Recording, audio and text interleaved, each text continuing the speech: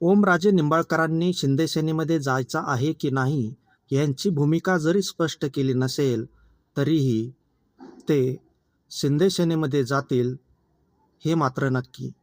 कारण त्यांचा निर्णय त्यांनी मागे ठेवला आणि त्यांनी हे टेस्ट केलं की मी जर शिंदे सेनेमध्ये गेलो तर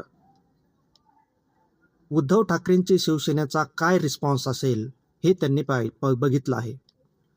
सोबतच इथे त्यांचं प्रेशर पॉलिटिक्स इथे चालू झालेलं आहे. कारण त्यांनी जर निर्णय बदलला तर ऑपरेशन टायगर फेल होणार आहे आणि जर ते गेले तर ते असंच जाणार नाही. खूप मोठं पद किंवा मंत्रीपद तरी त्यांना अपेक्षित आहे आणि त्याचाच हा सगळा खेळ प्रेशर पॉलिटिक्स चालू आहे. ओमराजे निंबाळकरांनी त्यांची भूमिका स्पष्ट केलेली आहे की जनतेच्या विकासासाठी ते शिंदे सेनेत जातील. कारण निधी मिळवणं या सरकारमध्ये विरोधी पक्षातील लोकांना खूप अवघड आहे.